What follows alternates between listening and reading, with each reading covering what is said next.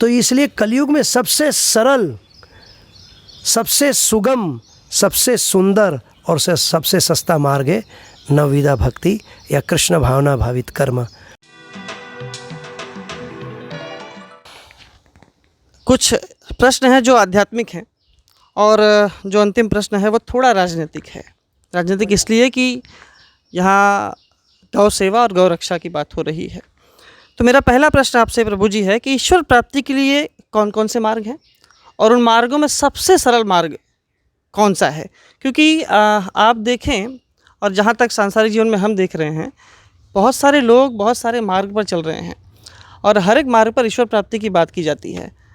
कोई कठिन है, कोई सरल है, वो लोगों की इच्छा शक्ति पर डिपेंड करता है। तो ये जानना बहुत ज़रूरी है कि कौन सा ऐसा सरल मार्ग है जो ईश्वर प्राप्ति की ओर ले जाए। श्रीमद् भगवत गीता में भगवान श्री कृष्ण और अर्जुन के बीच में जो चर्चा हुई थी उसके अनुसार 5 मुख्य विषय है: आत्मा, परमात्मा, काल, कर्म।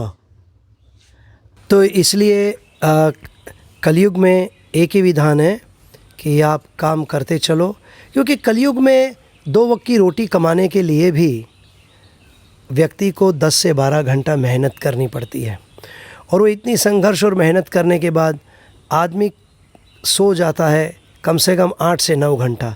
अब जब 10 घंटा मेहनत की और 8 घंटा सो गया तो 18 घंटा तो उसके यही चले गए। अब बाकी के बचे 6 घंटा, उसमें उसको नहाना, खाना, भाग दौड़ करना, दूसरे काम, परिवार को देखना, तो उसको शुरू के प्रारंभ में एक जगह एक स्थान पर बैठ के 16 माला जप करना भी संभव नहीं होता। तो इसलिए भगवान ने अनन्य कृपा करके कहा, ठीक है भाई, आप दिन भर एक साधु संत की तरह, एक ध्यानी की तरह, एक योगी की तरह आप इतना नहीं कर सकते, तो काम करते चलो, नाम लेते चलो, कृष्ण गोविंद गोपाल गाते चलो। तो कलयुग में यही सरल है भक्ति मार्ग, भक्ति योग। भक्ति योग आप 9 प्रकार से हैं, आप किसी एक प्रकार से भी आप सिद्धि प्राप्त कर सकते हो। श्रवणम कीर्तनम विष्णु स्मरणम पाद सेवनम अर्चनम वंदनम दास्यम साख्यम आत्मनिवेदनम। आप कलयुग में कुछ ना करो, आजकल तो टेक्नोलॉजी है, आपके मोबाइल में चिप डाल दो, बहुत सारे भागवत रामायण के प्रवचन सुनते रहो। ट्रेन में गए, बस में गए, 2 घंटा जाना 2 घंटा आना, आप सुनते रहो भागवत रामायण, तो आपका श्रवण भक्ति हो गया।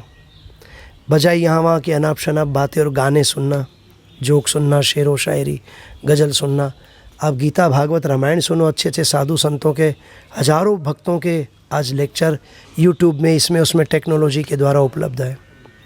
आप बैठे बैठे भगवान विष्णु की, राम जी की, उनके अन्य अनेक अवतारों की लीलाओं का, उनके गुणों का, उनके कार्यकलापों का स्मरण कर सकते हैं। और मज़े की बात यह है कि आप स्वेच्छा से कर सकते हो, इसमें आपका ना कोई परिश्रम है, ना कोई आपको एक्स्ट्रा एनर्जी, कोई अतिरिक्त, कोई आपको अधिक, आपको कोई व्यय या परिश्रम करना नहीं पड़ता। इस श्रवणम कीर्तनम विष्णु स्मरणम में। अर्चनम, आपके घर में तस्वीर हो या भगवान की मूर्तियां हो, उसको आप धूप दीप करो, भोग लगाओ, अर्चन करो।